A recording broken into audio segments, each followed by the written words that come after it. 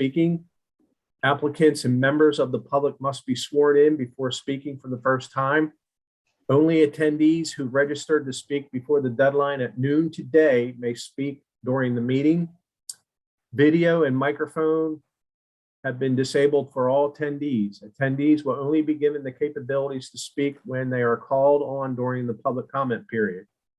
Board members who need to recuse themselves from voting will be temporarily removed from the meeting and readmitted prior to addressing the next item.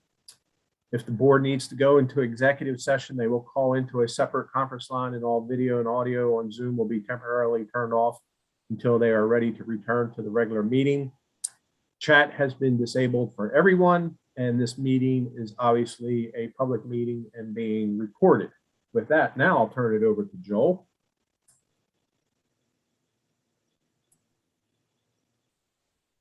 Hey there, so sorry about being unorganized. It's okay. My computer died on me, so I'm on the backup. So this is the December 1st, 2021 meeting of the City of Charleston Board of Zoning Appeals Site Design. Can you all hear me okay? Yes. Okay. Present from the planning staff are Eric Schultz and Lee Batchelder. Present from the planning committee are Amanda Barton, Paula Murphy, Jennifer DeSantis, Ruthie Ravenel, Jeff Webb, and myself, Joel Adrian. Sorry about this. We will conduct this meeting in usual fashion. We will first receive information from city staff about the application and the recommendation. If the recommendation is favorable and no one objects to the application, usually the Board of Zoning Appeals treats the matter as being uncontested and passes it as a matter of course. If, however, the city recommends against the application or there is opposition to the application, we treat the application as contested and hear from the applicant and anyone else who is in favor of the application. Next, we hear from anyone opposed, followed by a short rebuttal from the applicant. We then close the public hearing portion of the meeting for that particular application and open discussion to the Board of Zoning Appeals members only. We will then make a decision to approve with conditions, or deny the application. Board of Zoning Appeals Site Design has the authority to do three things. 1, hear appeals to decisions of the zoning administrator. 2, grant special exceptions, fact-finding function of the board. And 3, grant variances to the zoning ordinance if the application meets the hardship test outlined in section 54.924 of the ordinance. The board may deliberate and make a final decision on a matter by a majority vote of members present at the hearing and qualified to vote, provided that not less than a quorum are present and qualified to vote. For a variance to be granted, the Board of Zoning Appeals must make the following findings. A, there are extraordinary and exceptional conditions pertaining to the particular piece of property. B, these conditions do not generally apply to other property in the vicinity. C, because of these conditions, the application of the ordinance to a particular piece of property would effectively prohibit or unreasonably restrict the utilization of the property. And D, the authorization of a variance will not be a substantial detriment to the adjacent property or to the public good, and the character of the district will not be harmed by the granting of the variance. Great, thank you, Joel. This slide talks about public comment. Order on each application. The chair announces each application followed by staff presentation and recommendation. Staff will call on the applicant to present their application after being sworn in by the chair. Staff will open the public comment period to receive comments from registered attendees in favor, first spoken, then written. Each speaker will be sworn in by the chair. Staff will then recognize registered attendees for public comments in opposition after speaker is sworn in, first spoken, then written. Staff will recognize the applicant for a short rebuttal. Chair will then close the public comment period and begin board discussion. And providing comment, you must have submitted a request to speak on an item before the deadline. Staff will call your name when it's your turn to speak and enable your microphone. Your microphone will be disabled after you are done speaking. You may only speak once for each item, and you must state your name and address for the record, or you will not be permitted to provide comment. Board discussion. Following public comment period, board members will make comments, ask questions, and make motions. After a motion and a second, board members will vote aye in favor or nay not in favor. If the vote is not unanimous, the chair will poll each member for their vote. The chairman shall announce the vote on the motion and the final decision on the application. If a board member needs to recuse, he or she will be temporarily removed from the meeting and placed back in the meeting at the start of the next agenda item. And if the board needs to go into executive session, they will call into a separate conference line, and all video and audio on Zoom will be temporarily turned off until they are ready to return to the regular meeting. So I don't see that Kelvin has joined us yet. So we have a quorum, so we'll move on. So our first item. I'm here.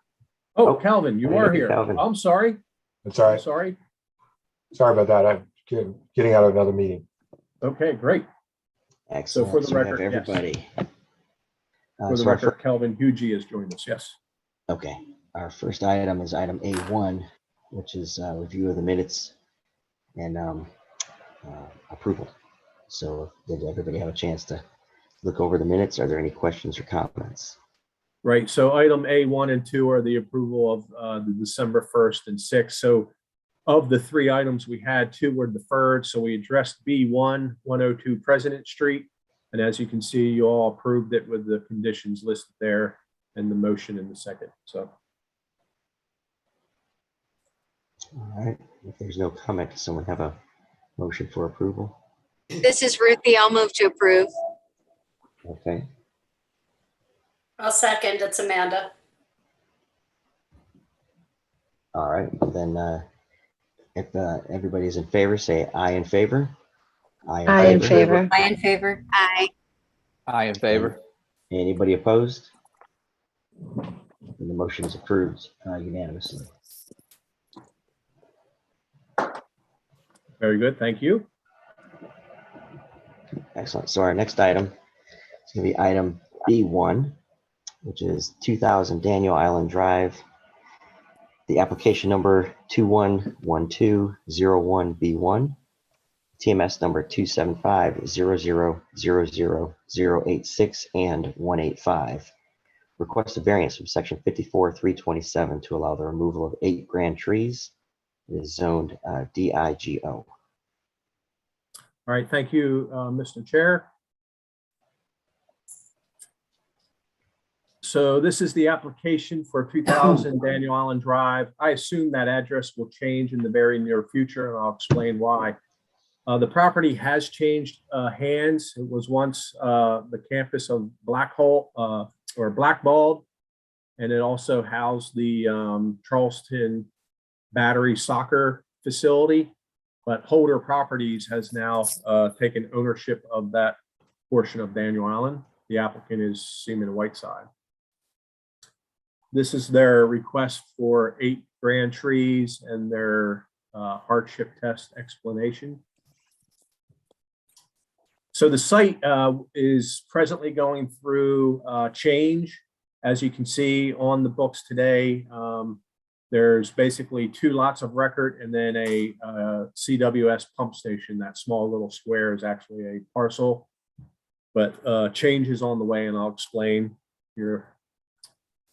Zone DIGO, which is general office. This is the present day aerial. However, if Google had flown over today and taken a picture, the stadium has been demolished. So the office building and all the surface parking is still intact, but the stadium, it's amazing that I watched that get built, I believe near 21 years ago. I think it was built somewhere in 1999, 2000, in conjunction with the office building. And obviously times have changed and ownership changes, and the team is moved to a different facility. So no longer in use and no longer there. It's been demolished. I also want you to note the orientation of the parking. The orientation of the parking pretty much reflected the orientation of the soccer field. But with the new concept for the redevelopment of this island, if you will, we'll talk about the reorientation of the parking in here in just a minute. So this is an overall concept plan that has been working through the city review process. They'll actually be introducing some public roads. So if you see down Plan South, the bottom, you see office and parking phase, and then above that, you see infrastructure phase and an Oak Alley. That's being maintained. That is like the access that existed leading up to the front door of the office. But around that open space and the two new drive, what were private drives off of Daniel Island Drive will become public. And that's necessary to provide frontage for a future multifamily apartment complex phase. That's in the center. And then the office parking is being reoriented and encroaching into the existing wooded area. And we'll address those trees in just a minute. And then plan left, they're planning, this is all concept, but they're kind of reserving that residual land to the left where the practice soccer field once existed to retail and single family. So a major change to the whole island, if you will. And it's been going through it's received concept plan approval at Planning Commission to introduce the additional lots of record in the public right of way. And so they want to maintain the office, but provide its parking in a different orientation. So this is the exhibit that the applicant provided. It just zooms in into the parking area in which there are some conflicts with trees. And I want you to note the diagonal of the grade B trees. They sit on an old farm irrigation ditch of some sort that existed many years ago. And those trees have grown to some size and they're fairly very nice live oaks. And then you have a peppering of other grand trees in the, if you look lower left, you can kind of see the remnant forested area. The trees are just kind of peppered throughout. What you see is in the upper left, I'll move to another slide that is more clear for yourself and others that may be joining us, but it shows the grade of the trees, the species, the size, and then it also at the bottom provides the 15 tree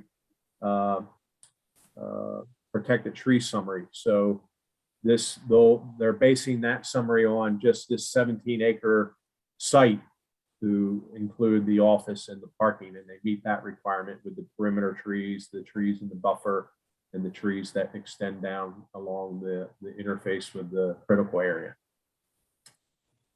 So this is a up close zoom in, if you will. Tree number 1, which is top left above the very large live oak tree in that island, is actually a ligustrum Chinese privet. We view those invasive, so that's an F.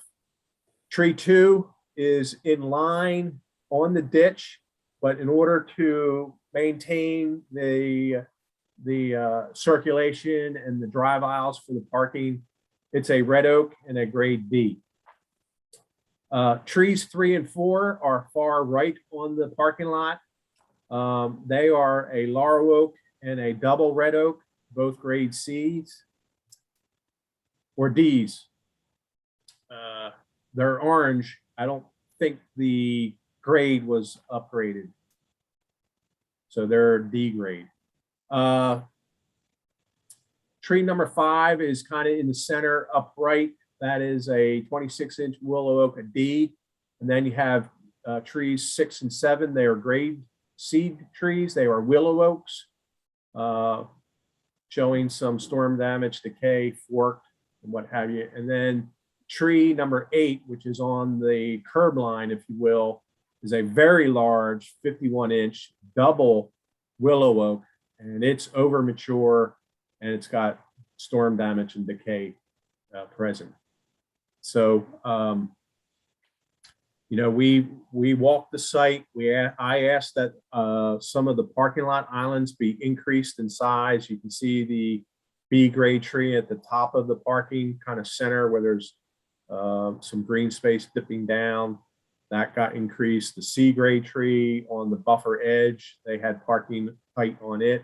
I think we can still do a little better on the interior B grade trees.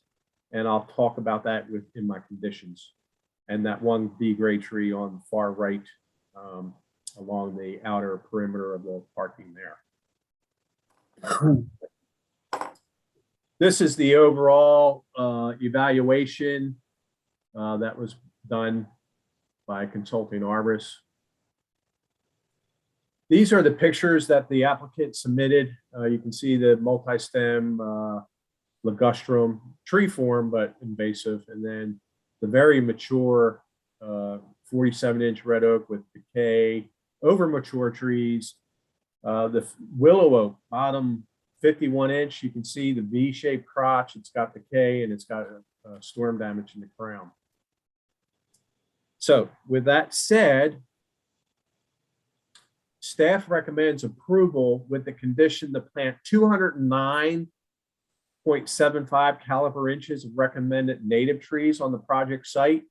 I would not object to some of these trees being scattered across the apartment as well as the future single family, but they would have to produce a landscape plan.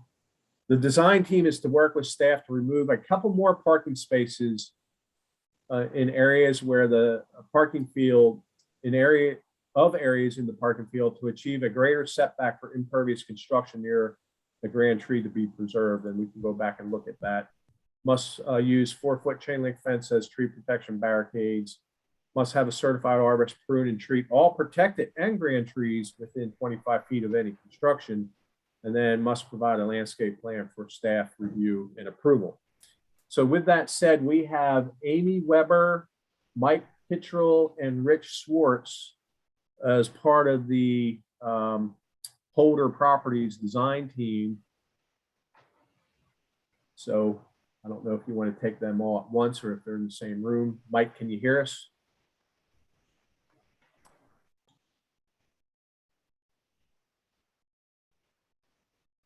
I see Mike and Rick, or Rich, sorry. Mike? Okay, can everyone hear me? Yes. Hi, my name is Mike Kittrell. So Mike, hold on a second. Okay. Are other people with you or are you alone? I'm alone, but I believe Amy Weber. And yes, Rich Amy Weber's have here. joined. Yeah. Okay. I need to swear y'all in. So you swear to tell the truth, the whole truth, nothing but the truth, so help you God. Yes. Amy? Okay. And then is Rich going to speak? Hi, this is Richard Schwartz. I'm on for 11 Marion Street, not this property. Oh, okay. Oh, I'm sorry. I'm sorry. That's okay. No problem. Okay. Well then, Mike, if you would, floor will be yours. State your full name and your address, and then go ahead and present. Okay, my name's Michael Kittrell. I'm a landscape architect with Seaman Whiteside at 501 Wando Park Boulevard in Mount Pleasant, South Carolina. And I'm here representing Holder Properties. And as Eric said, we're asking for a variance for these 8 grand trees. And the main purpose for the request for the variance is that, as you can see on this plan, we have several really nice, high quality trees that we're working this parking lot around that will be servicing both the office building and the multifamily. And in order to work around these trees as best as possible, we have given them the highest priority and have placed these other grand trees that are of lesser quality and have a good bit of age on them, and several had, some limbs that could pose a danger to cars and pedestrians underneath. We have put them on the list for the variance request. Most of the trees are oaks. There is the one ligustrum that's a grade F. There are 2 grade C willow oaks that you can see that Eric mentioned that are in the center right. And Also, as you can see on the plan, which I think was a little confusing, I mean, on the tree evaluation, the arborist actually graded a couple of other trees, grade C, but after walking the site with Eric, it was determined that those were actually, they should be listed as grade Ds. So that's why you see grade C, but with the orange, but with the note off to the side says, after our walkthrough, the grade was changed on our end. For our extraordinary conditions, under the first extraordinary exceptional condition, our statement is that this property is extraordinary in that it has several poor quality grand trees located in the area that we required for a newly aligned parking lot that is needed to accommodate the reconfigured office building on site, the former Blackbot office. A concerted effort has been made to save several high quality grand trees that fall within the parking footprint. Working the layout around these high quality trees is critical. Under the next condition, these conditions do not generally apply to other properties in the vicinity. Our comment is that other properties in this area do not tend to have the same quality of trees and distribution of trees within their development area. C, because of these conditions, the application of the ordinance to the particular piece of property would effectively prohibit or unreasonably restrict the utilization of the property. The location of the grand trees proposed to be removed would unreasonably restrict the site configuration in such a manner that would be a hardship to develop the site in a fashion that allows the preservation of the higher quality grand trees. So that, as we go back to my comment about making the priorities for these higher quality grand trees. The authorization of the variance will not be of substantial detriment to adjacent property or to the public good. Authorization of this variant will not detract from the neighbors, the public good, or character of the community. This development will be a major improvement to the area due to the fact that most of the overall site currently serves as a vast parking lot for that former soccer stadium. This will be greatly reduced and will be a significant investment in the city of Charleston and the surrounding community on Daniel Island. And those are my comments for the evening. All right, thank you. Amy, do you have anything you need to add or would like to add? No, nothing additional. Thank you. Okay, fantastic. Eric, I don't believe we had any public comment or anybody registered. That's correct, Mr. Chair. Nobody registered a comment. I sent that email out yesterday. That deadline was on Tuesday at 12 noon. No comments were submitted in Innovate, and then no registered speakers to speak in favor or opposed. Okay, fantastic. Then we will close this application to the public. It'll be open to the board for discussion. I guess I'll just throw the question out to the board members and you, Eric. Those two seed grade willow oaks that are in the parking lot in the center right, number 7 and 6. Is there any thought about, should we try to save those and just adjust the number of parking spaces and create a larger island, or are they seed grade but really borderline more like a D tree that it's not going to flourish? Right. They did exhibit storm damage, and one is forked and it has decay. Good question from Mike. I don't know if I ever asked, and I'm a little embarrassed that maybe I didn't ask, but are you over parked or are you right at the minimum? Daniel Island requires, I believe, 2 spaces per 1,000 gross. Are you over parked or under parked? Where you stand? I forget. I believe at this stage we're slightly over. Okay. So there can be some adjustments made. Right.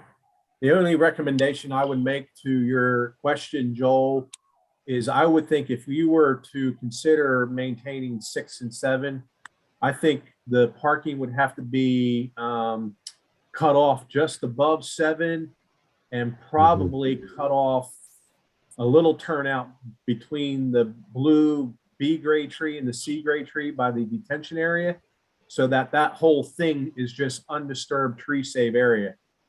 You know, that you would lose probably, it looks like 2, 4, 6, 8, 10 spaces. I don't know if that's affordable, but between tree number 8 and the 2 trees in the island, the C and the B grade tree, you know, if you were to make a huge island around 7 and have it tie into the stormwater, I don't know if it would be worth to build the drive aisle for 2 spaces above the B grade and C grade trees that are below 6 and 8. But that's a you know, maybe a study. Eric, could you flip over to the tree photos for us so we can look at the Yes. condition of 6 and 7? Yes. Thank you. So the willow oak, again, these are, I was surprised how large these trees were. And for willow oak, based on my knowledge of its lifespan, it's greater than the water oak, maybe equal to a laurel oak, but I would say they're over mature. And, you know, they were growing in this forested situation. So they got very tall, high canopies, and there's storm damage. And then tree number 6, let me just go to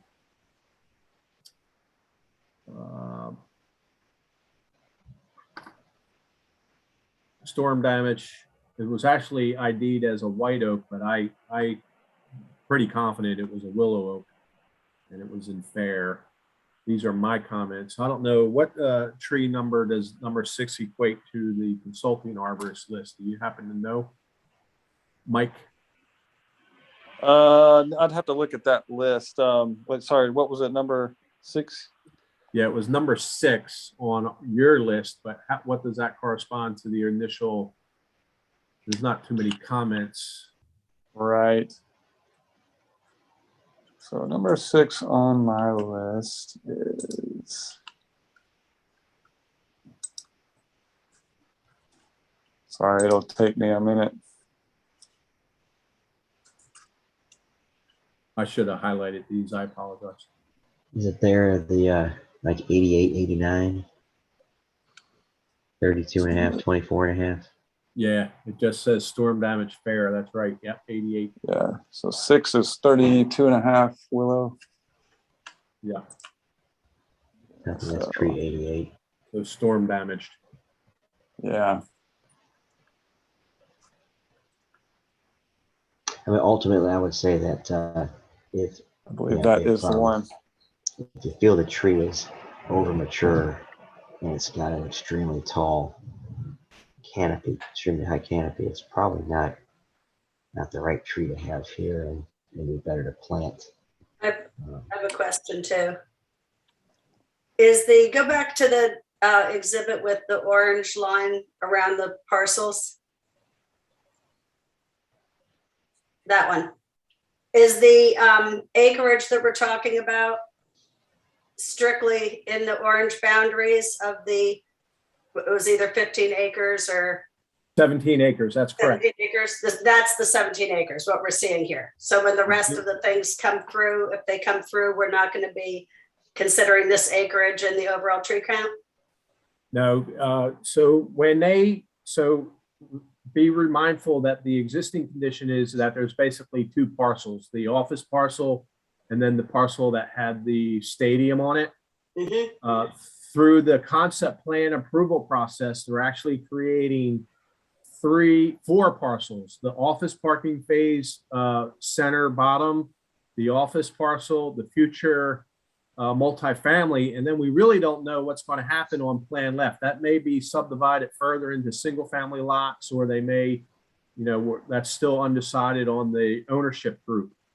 So each parcel has to stand alone on its DIGO requirements. Okay. Relative to 15 trees per acre and all the other requirements in DIGO. Okay. And Daniel Island didn't have any comment either way? Daniel Island did not have any comment either way.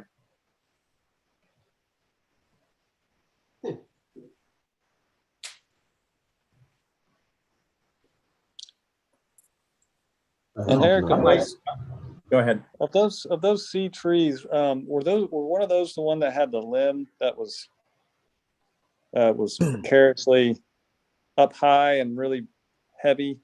I believe it might have been, yes. Yeah.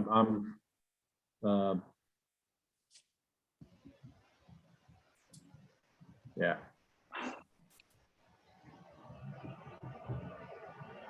well, I think my questions are answered.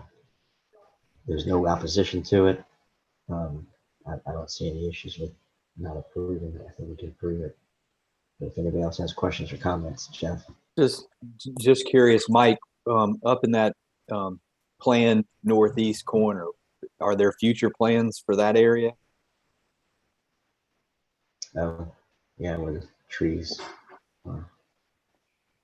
Amy, I think that area is being left open for Correct. possibilities, but I'll leave that for Amy to answer for sure.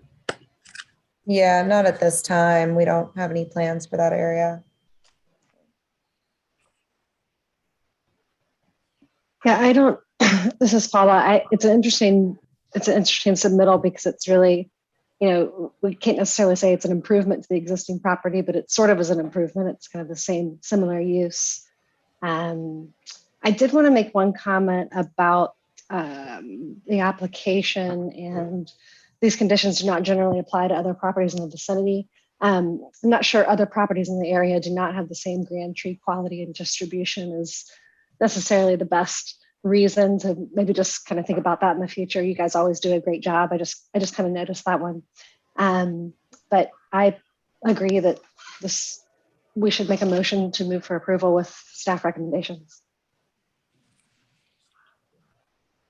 Any other comments? If there aren't, then Paula, you could probably make a motion. She did. I'd like shall to, I'm happy. This is Jennifer. Ruthie. I'll second the motion. Okay. So the motion for approval of staff conditions by Paula, seconded by Ruthie. All right. Then I'm just going to do like we did with the minutes. Everybody in favor, go ahead and say aye in favor. I in I in favor. favor. I in favor. I in favor. Aye in favor. Is there anybody opposed? And the motion's approved unanimously, 7-0. I agree that the rationale was pretty weak on the other parcels, though. I think that is something to bear in mind in the future out here. I agree with you. So, all right. So our next item on the agenda is item B2, and that is 11 Marion Street, Radcliffe Borough.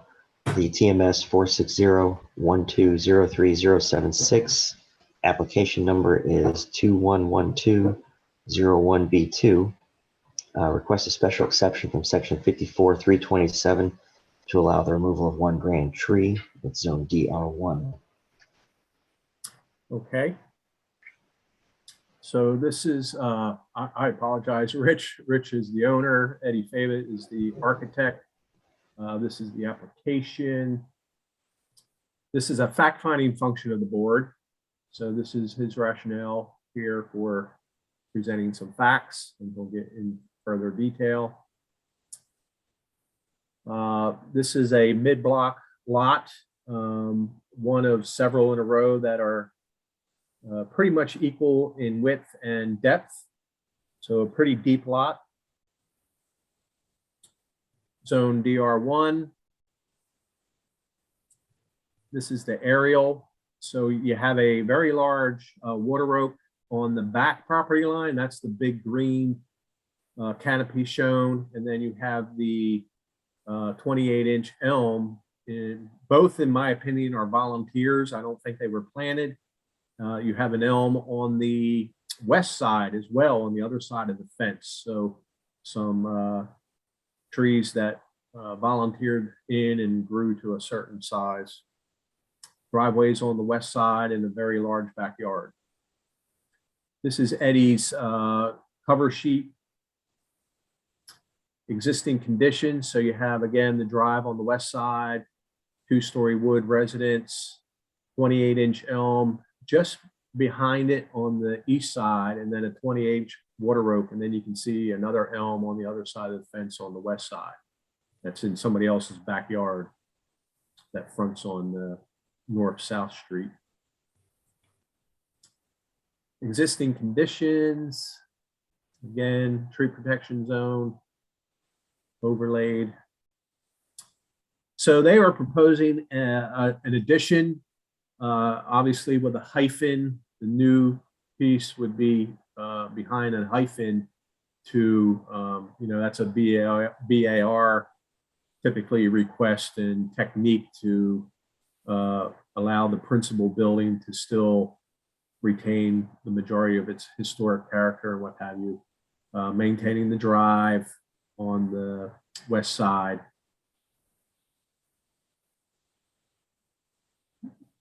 Proposed living, proposed kitchen. So organizing the ground floor. Eddie can get into it in more depth. So existing conditions, you can see in the photo upper left, there's a remnant of some sort of foundation.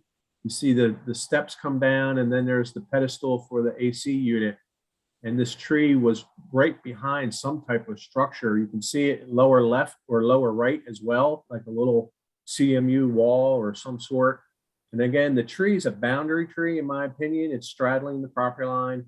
They built the fence, right up to it. And then the brick patio, and then it all converts to lawn in the back. And lower left photo, your back is to the 28-inch water rope. You can see the shade and the shadow there. So with that said, because it's a special exception, and this is pretty much a zero lot line, zoning does allow an extension. And Eddie can get into the percentage. I don't think he can exceed more than 50% of the length of the house, the principal building, but he'll get into describing the need and the request to reorganize the floor plans and what have you. Special exception, the category 4 tree, American elm, V-shape canopy. So this name looks familiar. Andrew Hargett, Land Architecture, along with Jerry Benoit, who's a very knowledgeable arborist as well. But Andrew took the lead on this. Not sure the relationship there, but performing a level 1 ISA inspection. The canopy, major branches, the tree is American elm. In fact, the branch have 4-inch diameter had fallen, impacting the HVAC units. Despite the limbs falling, the tree is relatively fair, perhaps even good. Hard to say accurately with autumn already upon us, the condition.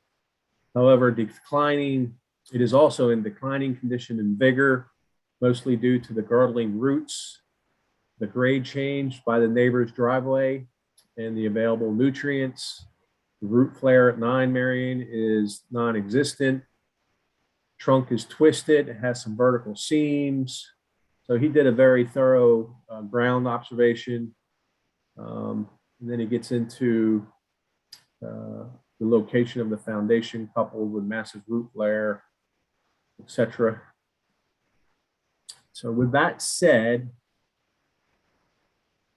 here are his photos. Note that foundation.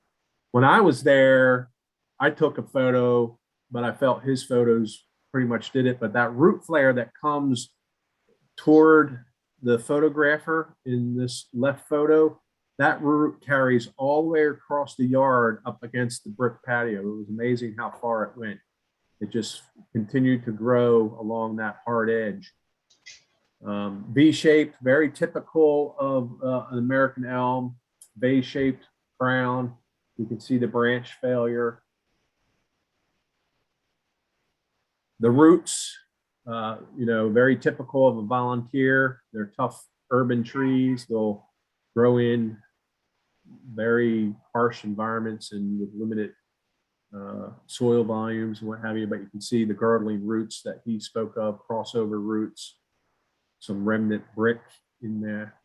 And then that's a view up the neighbor's driveway to the east on how it's a tree straddling the property line and the 0 lot line on the 11 Marion house.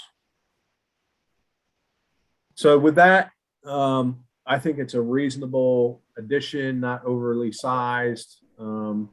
You know, you really can't do much. You can't come out on the piazza side. If you want to do anything, you got to go out the back. Must plant 7. That's category 4. It's only 1/4, 25% of the DBH inches, so 28. So 7 caliber inches of recommended native trees on the project site. Must use 4-foot chain link fence to protect the tree on the rear property line. Must provide a landscape plan. And Eddie will get into the discussion on how he's attempted over and over to get comment from the neighbor. Nobody signed up to speak, but I think it's warranted that we get a consent letter from the neighbor agreeing to the removal prior to the permit, if you will, being issued. So with that said, Eddie Fava and Mr. Schwartz. Thank you, Eric. Let's see. I see Mr. Schwartz. Good evening, Eric. Y'all ready for me? We are. Is that, yes, Eddie. I'm going to swear you in. Yes, and, sir. Rich, you can be sworn in as well. So do y'all swear to tell the truth, the whole truth, nothing but the truth, so help you God? I do. I do. Excellent. So then please just state your full name and address for the record, and the floor is yours. All right. My name is Eddie Fava with the Fava Architects, representing Rich and Lynn, the owners of 11 Marion. My address is 54 Broad Street in Charleston. Thank you, Eric, for the introduction and the presentation. Rich and Lynn have purchased the property with the idea of returning it to a single family residence for their own occupation.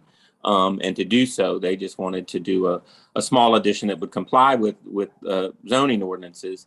But the tree in that location was problematic, and having us look at it, we noted too that in typical pattern, as all of y'all are familiar with downtown Charleston, the development of any type of addition to the rear of a single house is usually exactly that, to the rear of the single house, and not to the left or right or forward or something that's significantly visible to the street or perpendicular to the existing structure. So, and Sanborn maps have also illustrated the old property maps that there was a structure there prior, and I didn't have that as part of the submission, but there were, and I don't know if you can see because I can't tell what y'all can see, but there were structures to the rear of this. This was 1905, 1955, and onward. So the most reasonable location for this is at the location shown, just to make this more appropriate for full-time residency. And we again invited Mr. Hargett to take a look at it with Jerry Benoit, just to give an unbiased opinion of what they thought. And I think the letter explains it better than I could ever say why they feel that it's appropriate to have that removed in the current condition of the tree, you know, being somewhat problematic, but even more so if it remains in that location, addition or not, but certainly prohibits an addition in the one spot that the city would typically require such of an addition be limited to. The other thing that we've looked at is per the survey, at least as we could tell, the tree sat on the property formally, and it's a little bit deceiving because the fence, I think, straddles it, but the fence is in fact, and that's on the survey too, albeit graphically a little muddied with the scale, you know, abuts either side of that tree, when in fact the property line is just to the other side. So again, respectfully to the owners next door, I had not had the opportunity to speak to them even prior to my being more involved with this element of it. Rich and Lynn had tried to handle it a little bit on their own, but had no progress with the neighbors next door. From what I understand, they live in California. They tried several times to contact them. They only have a phone number, and got no response. I asked if I could get a hold of it. I did and called, didn't get a response, texted, and the one response I did get just asked, was it necessary to remove a tree? And I explained why, but this was all via text. And could I please have a phone number or an email address? I could send the arborist report, the proposed plan, and would be happy to discuss it with them. But again, never got a response. So that's where we stood with that. And I guess our concern, and respectfully to Eric, is if nobody can get a hold of them, does that remain a requirement to this removal? And if the survey document shows it, we're located where it is on this property. And again, I'm not trying to second guess Mr. Schultz at all. I guess I'm just a little concerned that if that's a condition and we can't ever get a response, or the owners of 11 Marion going to be left in a quandary where they're unable to move forward or get an answer. So respectfully, happy to answer any questions. And Rich, if you want to say a word or two about y'all's goals here, if it's anything different than what I said, feel free to mention it and we can turn it over to the board. Thank you, Eddie. This is Rich. No, I think you said everything that we were looking to say there. I appreciate it. Yes, sir. Wonderful. So happy to answer any questions of the board and just go from there. Thank y'all for your time tonight. Thank you. So Eric, in respect to the potential boundary tree, if you will, I guess I could suggest that if Eddie and the owner are willing to have the surveyor go back out and throw a couple stakes literally on the property line, thinking that the property lines may be on the east side of the fence, and it clearly demonstrates when we connect the dots that the tree is clearly on 11 Marion, then it's a non-issue. But I would have to, I guess, consult with legal. And my understanding of a boundary tree, when it's a boundary tree, both ownership groups have rights to what happens to that tree. I have a book called Trees in the Law. There's no specific South Carolina statute that I'm aware of. So this book speaks to case law. And when it talks about boundary trees, and when it clearly is a portion of the trees on either side of that line, then both property ownership groups have rights as to what occurs to that tree. So that's the only added statement that I would add there. But if the property line is surveyed and it's clearly on one side, then I don't think it's an issue.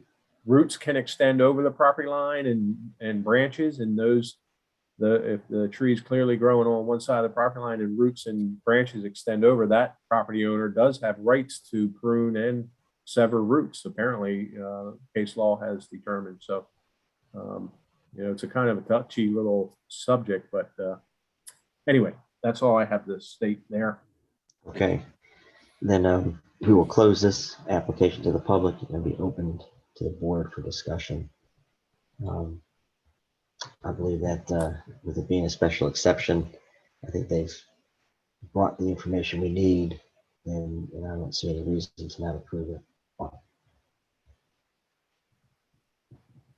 I agree with you on that, Schultz. I think the addition's reasonable.